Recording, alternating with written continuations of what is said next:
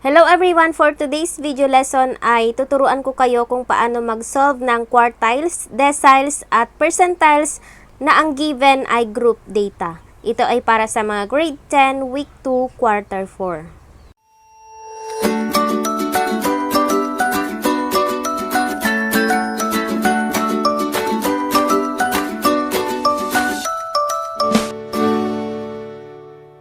Hello everyone! Welcome back to my YouTube channel. Kung bago ka pa lang sa channel ko, gumagawa ako ng mga Tagalog tutorial videos mula grade 7 hanggang grade 11. Kung interesado ka, please like, subscribe, at i-click mo na rin ang notification bell para ma-notify ka kapag may bago akong upload na video. Just keep on watching! Good day everyone! Sa nakaraang video ay itinuro ko sa inyo kung paano mag-solve ng measures of position ng ungrouped data.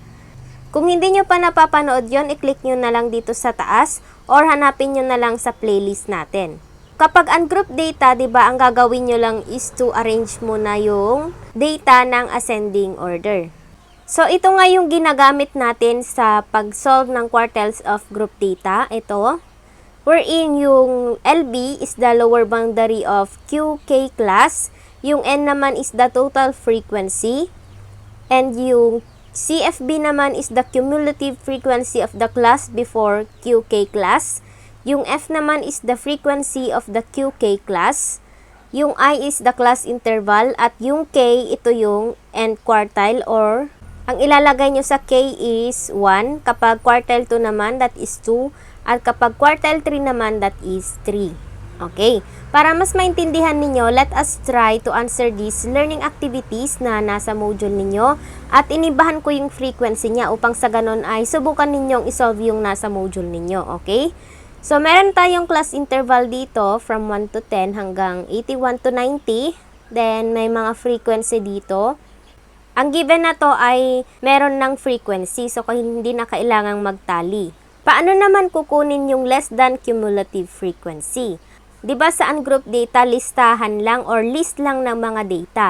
Dito naman sa group data, meron tayong mga class interval, merong frequency at yung less than cumulative frequency.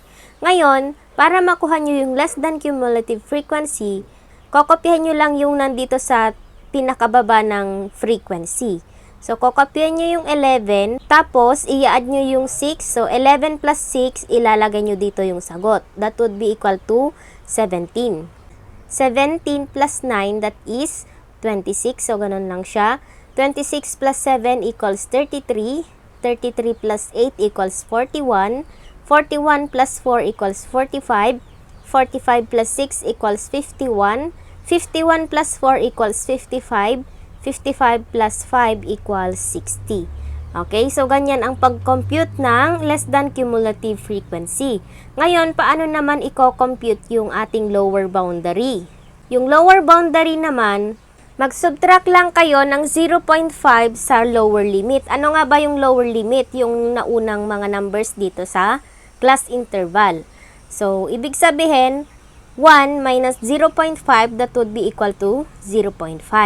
Then 11 minus 0.5, that would be equal to 10.5. 21 minus 0.5 equals 20.5. 31 minus 0.5 equals 30.5. 41 minus 0.5 equals 40.5. 51 minus 0.5 is equal to 50.5. At ganun din hanggang dito sa 81. So, ganyan siya. Ganyan yung pagkuha ng ating lower boundary. Magsusubtract kayo ng 0.5 from the lower limit. Ngayon, i-compute na natin kung ano nga ba yung quartile 1. So, quartile 1 ang hinahanap natin. Ibig sabihin, yung class position natin is over 4. Okay? Ang una ninyong gagawin, kopyahin nyo muna yung formula na to, yung nandito, yung nasa fraction na to. K times N over 4. Ang K natin dito is 1 kasi quartile 1 yung hinahanap natin. So, kunin nyo muna yung formula dito or yung fraction dito. Kn over 4. Ang K natin is 1. Then, ang N natin is the total frequency. Ilan ba ang frequency nito? I-add nyo lang ito. That is 60 over 4. Then, simplify. 1 times 60 is equal to 60. 60 divided by 4 is equal to 15. Ngayon, Anong gagawin natin dito sa 15? Hahanapin nyo yung 15. Saan ninyo hahanapin? Hahanapin ninyo dito sa less than cumulative frequency. So, kung dito sa 11, hindi siya pwede kasi kulang. Meaning, nandito siya sa 17.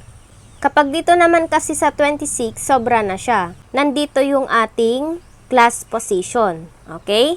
So, lagyan nyo ng ganyan. Ngayon, kunin na natin yung lower boundary. So, ang lower boundary dito sa ating class position is 10.5. Ngayon, para makuha nyo naman yung CFB, ito is bababa kayo ng isang beses. Ang CFB kasi is less than cumulative frequency below the class position. So, kung dito yung class position natin, bababa tayo ng isa, yun ay 11. Then, ang frequency natin dito is, that is 6. Ito, yung frequency natin, 6. And ang class interval naman natin, paano kukunin ang class interval? Isusubtract nyo lang yung lower limit dito sa kasunod niya. Pwede kayong mag-subtract sa lahat dito sa lower limit. 81 minus 71 is equal to 10. So, ang class interval natin dito is 10. 31 minus 21 is 10 din. Okay? I-substitute natin yung mga values. Ang lower boundary natin ay 10.5 plus ang kn over 4 natin is 15 minus ang CFB natin is 11 over ang frequency is 6 times ang class interval ay 10. Simplify 15 minus 11, that would be equal to 4 over 6. And 4 divided by 6 is equal to 0.67. 0.67 times 10 equals 6.67. 10.5 plus 6.67 equals 17.17. Nag-round ako to the nearest hundreds. Ang ibig sabihin nito, 25% of the data is less than or equal to 17.17. Okay? So, ganun yan ang quartile 1. Kung ang hinahanap naman ay quartile 2, papalitan nyo lang ito ng 2. Kapag quartile 3 naman, papalitan nyo yung k ng 3. Next is, yung decile 4 naman. Ang kaibahan nga lang dito sa quartile siya kasi decile, over 10 na siya. Ang unang gagawin, kunin mo na yung value nito, kn over 10. Ang k natin is 4 kasi ito yung hinahanap natin. So, 4 times 60 over 10. 4 times 60, that would be equal to 240 divided by 10. Then, 240 divided by 10 equals 24. Ngayon, hanapin ninyo yung 24 dito sa less than cumulative frequency at nandito siya banda. Ang lower boundary natin is 20.5. Ang cumulative frequency below natin is 17. Then, ang frequency is 9. Then, ang class interval ay 10. Substitute natin yung mga values. Ang lower boundary natin ay 20.5 plus ang k times n over 10 natin is 24 minus ang CFB natin is 17 over ang frequency natin is 9. Okay? Times ang class interval naman natin is 10. Simplify natin yung nasa numerator muna. 24 minus 17 is equal to 7 over 9. Then, 7 divided by 9, that would be equal to 0.78 times 10, that would be equal to 7.78. So, dito sa ating calculator, 7 divided by 9 equals 0.78 pag ni-round to the nearest hundreds natin, times 10 is equal to 7.78. So, 0.78 times 10 is equal to 7.78. 7.78 plus 20.5 is equal to 28.28. Ibig sabihin yan, 40% of the data is less than or equal to 28.28. Okay?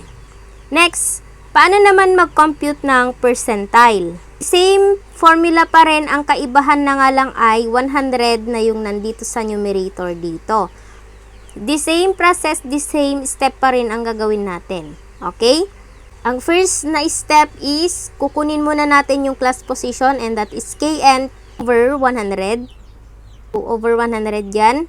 Equals, ang k natin is 65 kasi ito yung nandito sa ating given. Times 60 over 100.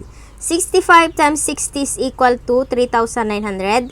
divided by 100, that would be equal to 39. So, hanapin ninyo yung 39 dito sa tapat ng less than cumulative frequency. Saan yung 39 dyan?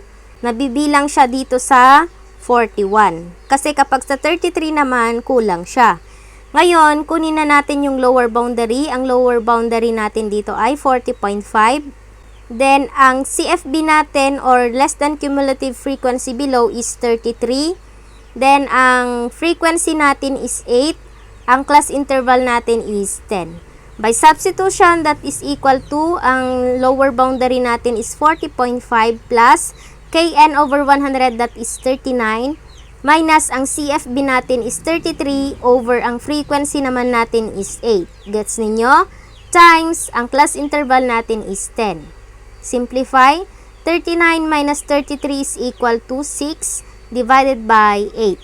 So, 6 divided by 8 is equal to 0.75 times 10, that would be equal to 7.5. Then, 7.5 plus 40.5, that would be equal to 48. So, the 65th percentile is 48, meaning to say 65% of the data is less than or equal to 48.